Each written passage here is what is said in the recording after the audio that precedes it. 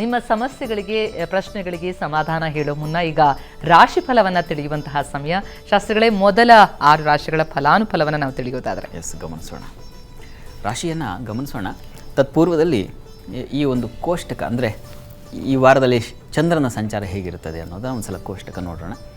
ನೋಡಿ, ಗ್ರಹ ಸ್ಥಿತಿಯನ್ನು ನೋಡ್ತಾ ಇದ್ದೀವಿ ನಾವು. ಈ ದಿವಸ ಗುರು ಮೇಷದಲ್ಲಿ, ಮಾಂದಿ ವೃಷಭದಲ್ಲಿರ್ತಕ್ಕಂಥದ್ದು, ಚಂದ್ರ ಸಿಂಹರಾಶಿಯಲ್ಲಿ, ಕೇತು ಕನ್ಯಾದಲ್ಲಿ, ಶುಕ್ರ ವೃಶ್ಚಿಕದಲ್ಲಿ, ಕುಜ ರವಿ ಧನಸ್ಸಿನಲ್ಲಿ, ಶನಶ್ಚರ ಕುಂಭದಲ್ಲಿ, ರಾಹು ಮೀನದಲ್ಲಿ ಹೀಗಿರ್ತಕ್ಕಂಥದ್ದು ಚಂದ್ರನ ಸಂಚಾರ ಆಗುತ್ತೆ. ಆತ ತುಲಾರಾಶಿವರೆಗೆ ಬಂದು ನಿಲ್ತಾನೆ ಈ ವಾರದಲ್ಲಿ. ಮಾಂದಿ ಆಚೆ ಈಚೆ ಆಗುತ್ತೆ. ಅದನ್ನೆಲ್ಲ ನಾನು ಸಂಗ್ರಹ ಮಾಡಿ ನಿಮಗೆ ಆ ತಲೆನೋವು ಕೊಡೋದಿಲ್ಲ. ರಾಶಿ ಫಲ ಏನಿದೆ ಅದನ್ನು ಮಾತ್ರ ನೋಡ್ತಾ ಹೋಗೋಣ. ಮೇಷರಾಶಿಯನ್ನು ಗಮನಿಸ್ತಾ ಹೋಗೋಣ. ಈಗ ಮೇಷರಾಶಿಯವರಿಗೆ ನೋಡಿ, ಈ ದಿವಸ ಮತ್ತು ನಾಳೆ ಸ್ವಲ್ಪ ಮಟ್ಟಿಗೆ ಆಹಾರದಲ್ಲಿ ವ್ಯತ್ಯಾಸ ಮಾಡ್ಕೊಳ್ತೀರಾ. ಹಣಕಾಸಿನ ವ್ಯತ್ಯಾಸ ಆಗುವ ಸಾಧ್ಯತೆ ಇದೆ. ವಿದ್ಯಾರ್ಥಿಗಳಿಗೆ ತೊಂದರೆ ಸೂಚಿಸ್ತಾ ಇದೆ. ಆರೋಗ್ಯದಲ್ಲಿ ವ್ಯತ್ಯಾಸ ಅನ್ನೋದನ್ನು ಸೂಚಿಸ್ತಾ ಇದೆ ವಾರದ ಆದಿಯಲ್ಲಿ. ಆದರೆ ಮಕ್ಕಳಿಂದ ಸ್ವಲ್ಪ ಸಹಾಯ, ಬುದ್ಧಿಬಲ ಚೆನ್ನಾಗಿರ್ತದೆ. ನಿಮಗೆ ಹಣಕಾಸು ವ್ಯತ್ಯಾಸ ಆಗ್ತಾಯಿದೆ ಅನ್ನೋ ಅರಿವು ಬರಬೇಕಲ್ಲ. ಅರಿವಿಲ್ಲದೆ ಇದ್ದರೆ ಮತ್ತೆ ಹೋಗ್ತಾನೆ ಇರುತ್ತೆ. ಅಷ್ಟರ ಮಟ್ಟಿಗಿನ ಅರಿವು ಉಂಟು ಮಾಡ್ತಾನೆ ಚಂದ್ರ, ಅವನ ಸುಖಾಧಿಪತಿ. ಹೀಗಾಗಿ ಬಂಧುಗಳಿಂದ, ಮಿತ್ರರಿಂದ ಸ್ವಲ್ಪ ಒಂದು ಸಲಹೆ ಸಿಗುತ್ತೆ. ಆ ರೀತಿಯ ಒಂದು ಫಲವನ್ನು ಕಾಣಬಹುದು. ವೃತ್ತಿಯಲ್ಲೆಲ್ಲ ಚೆನ್ನಾಗಿದೆ, ಆತಂಕ ಬೇಡ. ವಾರದ ಮಧ್ಯದಲ್ಲಿ ನೀವು ಗಮನಿಸ್ಕೊಂಡ್ರೆ ಸ್ವಲ್ಪ ವ್ಯಯ ಇದೆ. ಕಣ್ಣಿನ ಬಾಧೆಯನ್ನು ಸೂಚಿಸ್ತಾ ಇದೆ.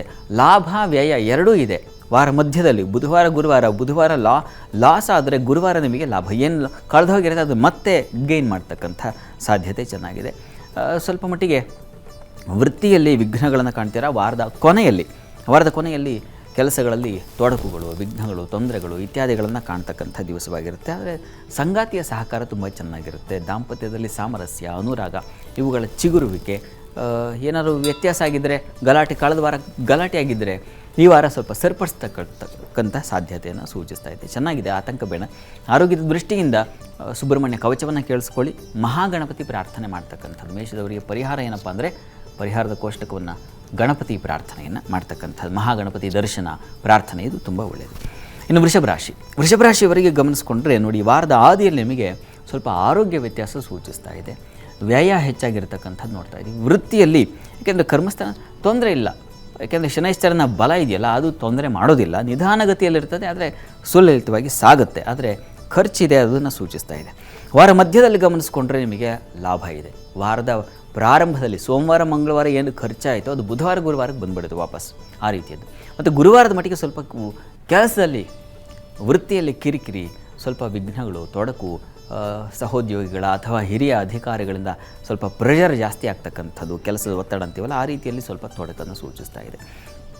ಆದರೆ ನಿಮಗೆ ಚಂದ್ರಕೇತು ಒಟ್ಟಾಗಿದ್ದಾಗ ಮಾನಸಿಕವಾಗಿ ಸ್ವಲ್ಪ ಏರುಪೇರಾಗ್ತಕ್ಕಂಥದ್ದು, ಗೊಂದಲತೆ ಉಂಟಾಗ್ತಕ್ಕಂತಹ ಸಾಧ್ಯತೆ ಕೂಡ ಇದೆ ವಾರದ ಮಧ್ಯದಲ್ಲಿ. ಇನ್ನು ವಾರಾಂತ್ಯದಲ್ಲಿ ಸ್ವಲ್ಪ ತಂದೆ ಮಕ್ಕಳಲ್ಲಿ ಭಿನ್ನಾಭಿಪ್ರಾಯ, ಸ್ವಲ್ಪ ಧರ್ಮಶ್ರದ್ಧೆ ಹಾಳಾಗೋದು, ಅಶುಚಿ, ಮೈಲಿಗೆ ಇಂಥವುಗಳ ಒಂದು ಲಕ್ಷಣ ಇದೆ. ಸ್ತ್ರೀಯರಿಗೆ ಸ್ವಲ್ಪ ಬಲ, ಶಕ್ತಿ ಬಂದ್ಬಿಡುತ್ತೆ ವಾರದ ಅಂತ್ಯದಲ್ಲಿ ಚಂದ್ರನ ಬಲದಿಂದಾಗಿ. ಹೀಗಾಗಿ ಹೆಚ್ಚಿನ ಆತಂಕ ಏನೂ ತೊಡಕೇನೂ ಇಲ್ಲ. ಈ ಹೊಸ ಹಾದಿ ನಿಮಗೆ ಸ್ವಲ್ಪ ಬಲವನ್ನೇ ತಂದುಕೊಡುತ್ತೆ. ನೋಡಿ, ಲಲಿತಾ ಸಹಸ್ರನಾಮ ಹೇಳಿಕೊಂಡ್ರೆ ತುಂಬ ಒಳ್ಳೆಯದು. ಅದು ವಿಶಿಷ್ಟ ಫಲವನ್ನು ತಂದುಕೊಡುತ್ತೆ. ಇನ್ನು ಮಿಥುನವನ್ನು ಗಮನಿಸ್ಕೊಂಡ್ರೆ, ಮಿಥುನ ರಾಶಿಯವರಿಗೆ ನೋಡಿ, ವಾರದ ಆದಿಯಲ್ಲಿ ನಿಮಗೆ ಸಹೋದರ ಸಹಕಾರ, ಚಂದ್ರನ ಬಲವನ್ನು ಗಮನಿಸ್ಕೊಂಡಾಗ ಸೇವಕರು ಸಹಾಯ ಇಂಥವ್ರದ ಸಹಕಾರದಿಂದಾಗಿ ಅನುಕೂಲ ಆಗುತ್ತೆ. ಶ್ರಮ ಹೆಚ್ಚಾಗಿರೋದಿಲ್ಲ, ಆದರೆ ವ್ಯಯವೂ ಇದೆ. ಕಾಲಿನ ಬಾಧೆ ಸೂಚಿಸ್ತಾ ಇದೆ, ವ್ಯಯವನ್ನು ಸೂಚಿಸ್ತಾ ಇದೆ. ಹೀಗಾಗಿ ವಾರದ ಆದಿಯಲ್ಲಿ ಸ್ವಲ್ಪ ಆರೋಗ್ಯದ ಕಡೆ ಗಮನ ತೆಗೆದುಕೊಳ್ಳಿ. ಇನ್ನು ವಾರ ಮಧ್ಯದಲ್ಲಿ ಗಮನಿಸ್ಕೊಂಡ್ರೆ ನಿಮಗೆ ಬಂಧು ಮಿತ್ರರ ಸಹಕಾರ ಚೆನ್ನಾಗಿರ್ತದೆ. ನಿಮಗೆ ಸ್ನೇಹಿತರು, ತುಂಬ ಆಪ್ತ ಮಿತ್ರರಿಂದ ತುಂಬ ಅನುಕೂಲ ಆಗ್ತಕ್ಕಂಥದ್ದು, ತಾಯಿಯ ಬಂಧುಗಳಿಂದ ಸಹಕಾರ ಸಿಗ್ತಕ್ಕಂಥ ಸಾಧ್ಯತೆ ಸೂಚಿಸ್ತಾ ಇದೆ. ವೃತ್ತಿಯಲ್ಲಿ ಸ್ವಲ್ಪ ಕಿರಿಕಿರಿ ಇದೆ, ಸ್ವಲ್ಪ ಏನು ಬೇಡದೇ ಇರತಕ್ಕಂಥದ್ದು, ನಿಮಗೆ ಇಷ್ಟ ಇರೋದಿಲ್ಲ, ಆದರೆ ಒತ್ತಡದಿಂದ ಮಾಡಬೇಕಾಗುತ್ತೆ. ಅಂಥದ್ದೊಂದು ಸಾಧ್ಯತೆಯನ್ನು ವಾರ ಮಧ್ಯದಲ್ಲಿ ಕಾಣ್ತೀರ.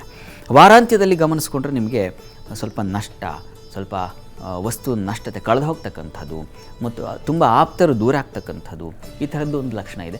ಮಕ್ಕಳಿಂದ ತುಂಬ ಸಹಾಯ ಸಿಗುತ್ತೆ. ಮಕ್ಕಳ ನಿಮಗೆ ಅವರ ಅನುಕೂಲ ಮಾಡಿಕೊಡ್ತಾರೆ. ಅವರ ಸಹಕಾರ ಮತ್ತು ಮನಸ್ಸು ಸ್ವಲ್ಪ ನಿರಾಳತೆಯಿಂದ ಇರ್ತದೆ. ವಸ್ತು ನಷ್ಟತೆ ಅದರ ಬಗ್ಗೆ ಸ್ವಲ್ಪ ಗಮನ ತೆಗೆದುಕೊಳ್ಬೇಕು. ವಿಷ್ಣು ಸನ್ನಿಧಾನದಲ್ಲಿ ಪುಷ್ಪಾರ್ಚನೆ ಮಾಡಿಸ್ತಕ್ಕಂಥದ್ದು ತುಂಬ ಒಳ್ಳೆಯದು. ಕಾರ್ತವೀರ್ಯಾರ್ಜುನ ಸ್ಮರಣೆ ಕೂಡ ಮಾಡಿ. ಇನ್ನು ಕರ್ಕಟಕ ರಾಶಿಯನ್ನು ಗಮನಿಸ್ಕೊಂಡ್ರೆ, ಕರ್ಕಟಕ ರಾಶಿಯವರಿಗೆ ವಾರದ ಆದಿಯಲ್ಲಿ ನಿಮಗೆ ವಿಶಿಷ್ಟವಾದ ಲಾಭ ಇದೆ. ಸೋಮವಾರ ತುಂಬ ಚೆನ್ನಾಗಿದೆ. ವೃತ್ತಿಯಲ್ಲಿ ಸ್ವಲ್ಪ ಕಿರಿಕಿರಿಯನ್ನು ಕಾಣ್ತೀರಾ. ಯಾಕೆ ಅಂತಂದರೆ ಅಲ್ಲಿ ಮಾಂದಿ ಮಂಗಳವಾರದ ಮಟ್ಟಿಗೆ ಗುರು ಮಾಂದಿಯರು ಸೇರಿದಾಗ ಗುರುತರವಾದ ತೊಂದರೆ ಉಂಟಾಗ್ತಕ್ಕಂಥದ್ದು. ಜವಾಬ್ದಾರಿ ವಹಿಸಿರ್ತಾರೆ, ಆದರೆ ಅದನ್ನು ನಿಭಾಯಿಸೋಕ್ಕಾಗೋದಿಲ್ಲ. ಅಂಥದ್ದನ್ನು ಸೂಚಿಸ್ತಾ ಇದೆ ಕರ್ಕಟಕ ರಾಶಿಯವರಿಗೆ ವಾರದ ಆದಿಯಲ್ಲಿ. ಆದರೆ ಕುಟುಂಬ ಸಹಕಾರ, ಧನ ಸಹಾಯ ಇತ್ಯಾದಿಗಳನ್ನು ಕಾಣಲಿಕ್ಕೆ ಅವಕಾಶ ಇದೆ. ವಾರ ಮಧ್ಯದಲ್ಲಿ ಗಮನಿಸ್ಕೊಂಡ್ರೆ ನಿಮಗೆ ಕರ್ಕಟಕ ರಾಶಿಯವರಿಗೆ ಸ್ವಲ್ಪ ಗಂಟಲ ಬಾಧೆ ಸೂಚಿಸ್ತಾ ಇದೆ. ಸ್ವಲ್ಪ ಹುಷಾರಾಗಿರಿ. ಸಹೋದರರಲ್ಲಿ ಸಣ್ಣ ಪುಟ್ಟ ಕಿರಿಕಿರಿಯನ್ನು ಸೂಚಿಸ್ತಾ ಇದೆ. ಮತ್ತು ತಂದೆ ಮಕ್ಕಳಲ್ಲಿ ಭಿನ್ನಾಭಿಪ್ರಾಯ ಮತ್ತು ಬೇಡದ ಕೆಲಸಗಳಲ್ಲಿ ತೊಡಗುವಿಕೆ, ದುಶ್ಚಟಗಳಿಗೆ ಬಲಿಯಾಗ್ತಕ್ಕಂತಹ ಸಾಧ್ಯತೆ, ನಷ್ಟತೆ ಇದನ್ನೆಲ್ಲ ಸೂಚಿಸ್ತಾ ಇದೆ. ವಾರ ಮಧ್ಯೆ ತುಂಬ ಜಾಗ್ರತೆ ಇರಬೇಕು ಕರ್ಕಟಕ ರಾಶಿಯವರು. ವಾರಾಂತ್ಯದಲ್ಲಿ ಗಮನಿಸ್ಕೊಂಡ್ರೆ ದಾಂಪತ್ಯದಲ್ಲಿ ಭಿನ್ನಾಭಿಪ್ರಾಯ ಬರುತ್ತೆ. ಅಂದರೆ ಸ್ನೇಹಿತರು ಮತ್ತು ಬಂಧುಗಳ ಸಹಕಾರ ನಿಮಗೆ ಸ್ವಲ್ಪ ನಿರಾಳತೆಯನ್ನು ತಂದು ಕೊಡುತ್ತೆ. ಆದರೆ ದಾಂಪತ್ಯದಲ್ಲೂ ಸ್ವಲ್ಪ ಅಸಮಾಧಾನ ಇದ್ದೇ ಇದೆ. 2 ದಿನ ಶುಕ್ರವಾರ ಶನಿವಾರದ ಮಟ್ಟಿಗೆ ನಿಮಗೆ ಕಿರಿಕಿರಿ, ವ್ಯಾಪಾರದಲ್ಲೂ ಸ್ವಲ್ಪ ಮೋಸ ಆಗ್ತಕ್ಕಂಥ ಸಾಧ್ಯತೆ ಇತ್ಯಾದಿ, ದೂರ ಪ್ರಯಾಣ ಇದ್ದರೆ ತೊಂದರೆ ಆಗ್ತಕ್ಕಂಥ ಸಾಧ್ಯತೆ ಸೂಚಿಸ್ತಾ ಇದೆ. ಲಕ್ಷ್ಮೀನಾರಾಯಣರ ಪ್ರಾರ್ಥನೆ ಮಾಡ್ತಕ್ಕಂಥದ್ದು ತುಂಬ ಒಳ್ಳೆಯದು. ಇನ್ನು ಸಿಂಹರಾಶಿಯನ್ನು ಗಮನಿಸ್ಕೊಂಡ್ರೆ ಸಿಂಹರಾಶಿಯವರಿಗೆ ನೋಡಿ, ವಾರದ ಆದಿಯಲ್ಲಿ ವೃತ್ತಿಯಲ್ಲಿ ವಿಘ್ನಗಳಲ್ಲಿ ಮಾಂದಿ ಉದಿಯಾಗಿದೆ. ಈ ಕಾರಣದಿಂದಾಗಿ ವೃತ್ತಿಯಲ್ಲಿ ತೊಡಕುಗಳು, ತೊಂದರೆಗಳು ಬರ್ತಕ್ಕಂತಹ ಸಾಧ್ಯತೆ, ಮತ್ತು ತಂದೆ ಮಕ್ಕಳಲ್ಲಿ ಭಿನ್ನಾಭಿಪ್ರಾಯ, ವ್ಯಯ, ಸ್ತ್ರೀಯರಿಗೆ ಹೆಚ್ಚಿನ ವ್ಯಯ ಸೂಚಿಸ್ತಾ ಇದೆ ವಾರದ ಆದಿಯಲ್ಲಿ. ವಾರ ಮಧ್ಯದಲ್ಲಿ ಗಮನಿಸ್ಕೊಂಡ್ರೆ ವೃತ್ತಿಯಲ್ಲಿ ಅನುಕೂಲ ಕಾಣಬಹುದು. ಮತ್ತು ಮಾಂದಿ ಹೋದ ಮೇಲೆ ಮತ್ತೆ ಯಥಾಸ್ಥಿತಿಗೆ ಬಂದುಬಿಡುತ್ತೆ. ಹೀಗಾಗಿ ಆತಂಕ ಬೇಡ. ಸ್ವಲ್ಪ ಹಣ ಖರ್ಚು ಜಾಸ್ತಿ ಇರ್ತದೆ. ಕುಟುಂಬದಲ್ಲಿ ಸ್ತ್ರೀಯರಿಗೆ ಸ್ವಲ್ಪ ಏನು ಮಾನ್ಯತೆ, ಮನ್ನಣೆ ಸಿಗ್ತಾ ಇಲ್ಲ ಅಂತಕ್ಕಂಥ ಒಂದು ಲಕ್ಷಣ ಸೂಚಿಸ್ತಾ ಇದೆ.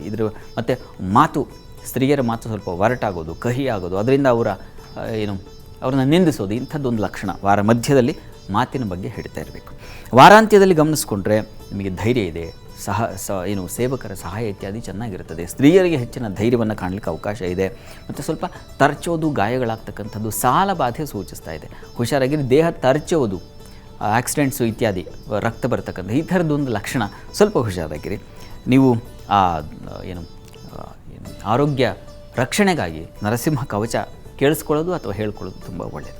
ಇನ್ನು ಕನ್ಯಾ ರಾಶಿಯನ್ನು ಗಮನಿಸ್ಕೊಂಡ್ರೆ ಕನ್ಯಾ ರಾಶಿಯವರಿಗೆ ಲಾಭಾಧಿಪತಿ ವ್ಯಯದಲ್ಲಿದ್ದಾನೆ ಚಂದ್ರ. ಹೀಗಾಗಿ ಹೆಚ್ಚಿನ ವ್ಯಯ, ತುಂಬ ಹಚ್ಚಿಕೊಂಡವ್ರು ಸ್ವಲ್ಪ ದೂರ ಆಗಿಬಿಡ್ತಾರೆ. ಯಾಕೋ ಸೈಲೆಂಟ್ ಆಗಿಬಿಟ್ರಲ್ಲ ಅಂತ ಅನಿಸುತ್ತೆ ಮನಸ್ಸಿಗೆ. ಆ ಥರದ್ದೊಂದು ಲಕ್ಷಣ ಸೂಚಿಸ್ತಾ ಇದೆ. ಇನ್ನು ತಂದೆ ಮಕ್ಕಳ ಸ್ವಲ್ಪ ಭಿನ್ನಾಭಿಪ್ರಾಯ, ವಾರದ ಆದಿಯಲ್ಲೇ ವಸ್ತು ನಷ್ಟತೆ, ಜೊತೆಗೆ ಮುಖ್ಯವಾಗಿ ಕ್ಲೇಶ, ವಿರೋಧ, ಸೋಲು ಉಂಟಾಗ್ತಕ್ಕಂತಹ ಸಾಧ್ಯತೆ ಇದನ್ನು ಸೂಚಿಸ್ತಾ ಇದೆ ವಾರದ ಆದಿಯಲ್ಲಿ.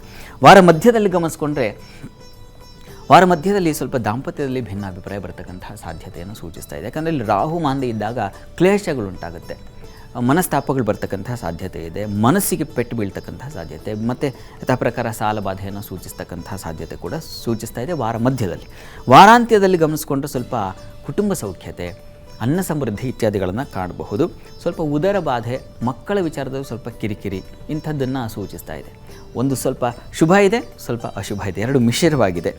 ಈ ಪರಿಹಾರಕ್ಕೆ ಏನಪ್ಪ ಮಾಡೋದು ಅಂತಂದರೆ ವಿಷ್ಣು ಸನ್ನಿಧಾನಕ್ಕೆ 2 ಜೋಡು ತೆಂಗಿನಕಾಯಿ ಅಂತಾರಲ್ಲ, ಅದನ್ನು ನೀವು ಸಮರ್ಪಣೆ ಮಾಡಿದ್ರೆ ತುಂಬ ಅನುಕೂಲ ಆಗುತ್ತೆ. ಮತ್ತು ವಿಷ್ಣು ಸಹಸ್ರನಾಮ ಹೇಳ್ಕೊಳ್ಳಿ, ಅದು ಕೂಡ ತುಂಬ ಸಹಾಯಕವಾಗುತ್ತೆ. ಇದು 6 ರಾಶಿಗಳ ಫಲಾಫಲ.